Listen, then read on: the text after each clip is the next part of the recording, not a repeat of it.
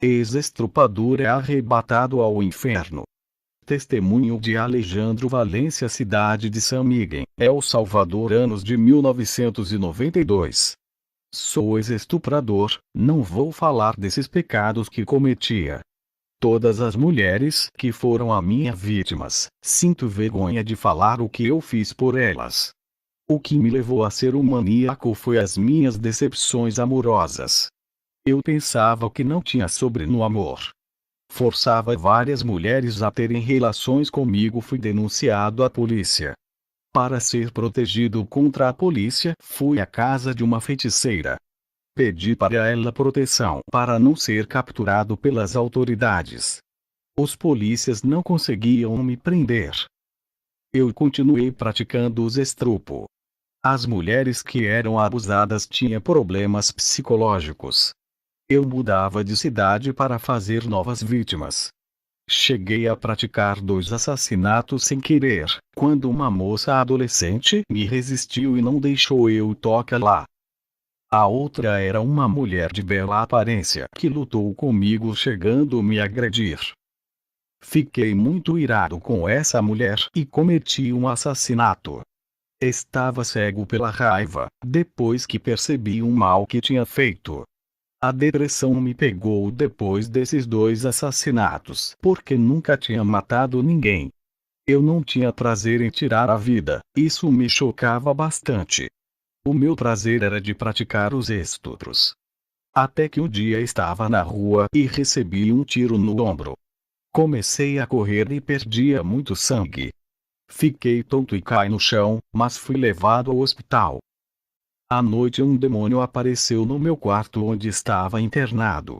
Ele rodeava a minha cama para levar a minha alma. Eu gritava aos médicos para vir até a mim. Eles chegavam e diziam porque eu estava com medo e agitado. Tentaram me acalmar dizendo que não havia nada de errado no quarto. Os médicos fizeram a cirurgia para retirar a bala do meu ombro. Eu via o demônio da morte me rodeando a minha cama. Eu falei para o médico se ele estava vendo o monstro.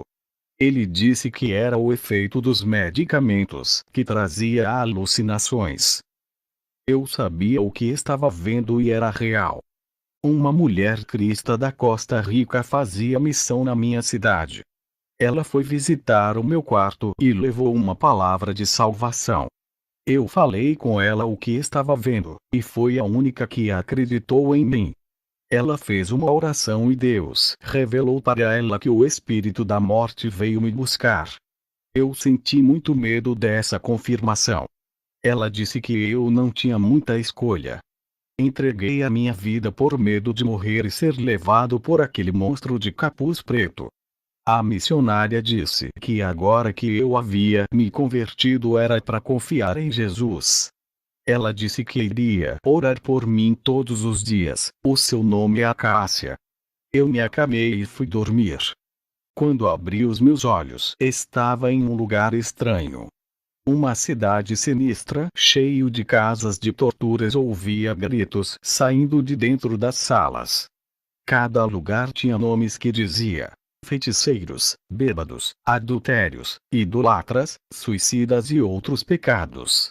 Cada parte tinha um nome específico em uma placa escrito o nome do pecado. E atrás de cada nome tem grupos de pessoas cativas que não podiam sair. Eu entrei em um desses lugares e havia mutilação. Pessoas se mutilavam sem parar e monstros que também mutilavam pessoas. Mulheres que pintavam as unhas dos pés e das mãos tiveram os seus dedos cortados por uma serra elétrica. Elas gritavam de dor e desespero. As mulheres que pintavam os rostos e aqueles monstros jogavam ácido que deformavam as suas faces. As que faziam as sobrancelhas e pintavam os olhos. Os monstros pegavam os seus olhos, arrancando para fora, somente buracos dava para ver no lugar dos olhos. Outros monstros tiravam os lábios das mulheres com uma faca. Todas essas mulheres adoravam passar batom e maquiagem. Mulheres que pintavam os seus cabelos ficavam carecas. Os monstros arrancavam todo o couro cabeludo dessas mulheres. Eu disse para um daqueles monstros dizendo que lugar é esse? O monstro disse que é o inferno.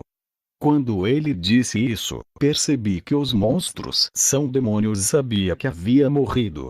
Eu pensei que era um lugar estranho, mas quando descobri que é o inferno, passei a ter certeza que havia morrido. Fui a um lugar onde tem pessoas prostitutas. Naquele lugar tem 3 tipos de prostitutas. As dos filmes pornográficos, as que trabalhavam em casas noturnas e as que não cobravam dinheiro e nem eram prostitutas profissionais. Essas pessoas eram normais, que praticavam sexo antes do casamento. Mais adiante desse lugar está escrito um nome que diz depravação sexual. Ali tem pessoas que praticam todas as abominações sexuais. Pessoas que usam objetos eróticos para ter relações sexuais. Mulher que manteve relações sexuais com vários homens ao mesmo tempo. E homem que mantinha relações sexuais com várias mulheres ao mesmo tempo. Também vi cristão nesse vale dos depravados. Essas mulheres eram atormentadas em suas partes genitais pelas serpentes diabólicas. Continuei caminhando, vi o astrólogo Nostradamus que fazia adivinhações. Ele me pedia para lhe tirar dali. Vi também a vidente e curandeira Babá Vanga Evangelia Dimitrova que me pediu ajuda para tirar dali. Vi no inferno pastores celebridades que tinham programas na televisão. Eles eram ridicularizados no inferno e sendo chamados de estrelas de programas. Fui a lugar onde estão os que o mundo girava em torno deles. Não se preocuparam com ninguém, só pesavam em seus bem-estar. Esses cristãos egoístas estão no inferno. Outros grupos de cristãos que estão no inferno por nunca assumirem os seus erros. Eles se passavam por vítimas e diziam que o mundo está contra eles. Nunca se arrependiam dos seus pecados por querer ser perfeitos. Outras classes de cristão estão no inferno por causarem dores nas pessoas, feriam com palavras ofensivas. Eu vi cristãos que tinham prazer de fazer muito sofrerem e ainda sentiam-se bem por fazerem isso. Eu vi cristãos no inferno que se entristeciam com a felicidade dos outros. Ver alguém feliz o incomodava, seus corações eram maus. Estavam em pânico e queria fugir daquele lugar, achar uma porta de saída para a terra. Os demônios não tocaram em mim por causa da oração da missionária que intercedia por mim na terra. Eu continuei caminhando até que cheguei perto da moça adolescente que tinha matado. Ela olhou para mim com muito ódio e disse: "Por sua culpa, estou nesse lugar. Eu tinha sonhos de fazer uma faculdade e me casar. Você destruiu a minha vida para sempre." Um demônio trouxe outra mulher de bela aparência que eu havia matado. Ela também olhou para mim com muito ódio e disse: "Eu tinha um noivo e estava feliz. Você acabou com meus sonhos. Eu era a filha única e os meus pais estão sofrendo por sua causa. Eles me amam. Não tive tempo de entregar a minha a Jesus. Por sua causa vou ficar nesse lugar eternamente." Aquilo despedaçou o meu coração. Eu pensava que essas 2 jovens que havia matado tinham deixado de existir. Nunca pensei que além de tirar as suas vidas, elas estão no inferno sofrendo. Depois uma grande tela de televisão apareceu na minha frente. Naquela grande tela, vi o principado de todos dos esportes dos Jogos Olímpicos. A Olimpíada é um evento tão importante com a duração a esse principado quando acende as tochas olímpicas. Eles fazem rituais e oferendas olímpicas para esse demônio. De repente eu vi filmes, novelas, desenhos e jornais e seriados começaram a passar em uma televisão ao mesmo tempo. Tudo que é passado na televisão do inferno passa na televisão da terra. Uma força me tirou do inferno e me levou até o hospital. Acordei e os médicos disseram que eu estava fraco por ter perdido muito sangue com a cirurgia e tive uma parada cardíaca que me deixou sem vida por algum tempo. A missionária foi me visitar. Ela orou e fez jejum para eu não morrer. Ela disse que o Espírito Santo revelou que eu estava no inferno, por isso não parou de orar pela minha vida. O diabo não queria que eu falasse da minha experiência. Quando me recuperei daquele tiro, fui preso e condenado por estupros.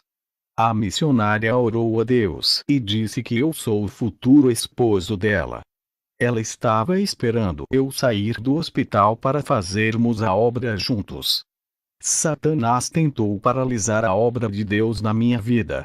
Deus havia perdoado os meus pecados, mas estava em débito com a justiça da terra. Eu era procurado pela polícia e tinha que pagar pelos os meus pecados. Eu estava preso, mas a minha boca não parava de pregar o evangelho no presídio. Um lugar difícil de evangelizar, porque ninguém quer ir para lá, são poucos que fazem esse trabalho.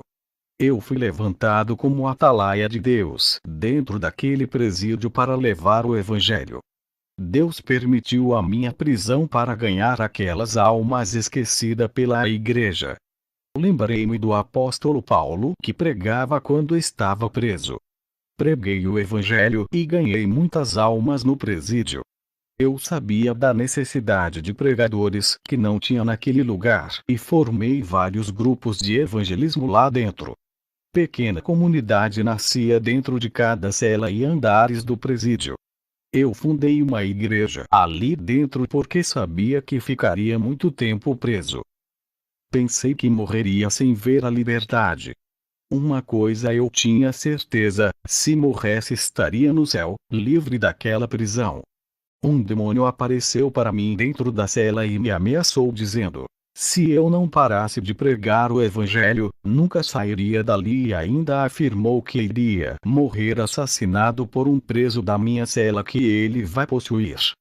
Fiquei 15 anos preso. Nesse período eu recebi visita da missionária e da igreja. Fui solto e abri uma igreja para fazer a obra. Casei-me com a missionária e estamos juntos fazendo a missão como Paulo e Silas faziam. Fui convidado para ministrar em uma grande igreja.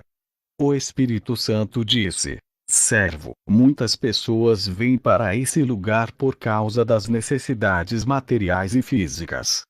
Pessoas doentes, desempregadas e cheias de dívidas. Eles estão à procura de milagres e solução para as suas vidas temporárias. Ninguém está buscando a salvação de suas almas. Não querem buscar aquilo que não parece e é incorruptível.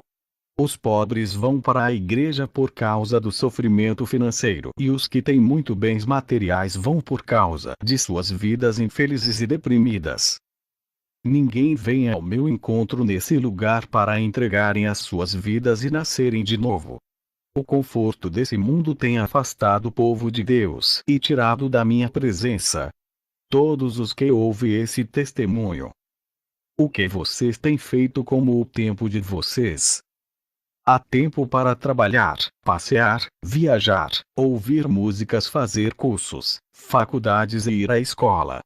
Mas não há tempo para orar, louvar e ler a palavra de Deus.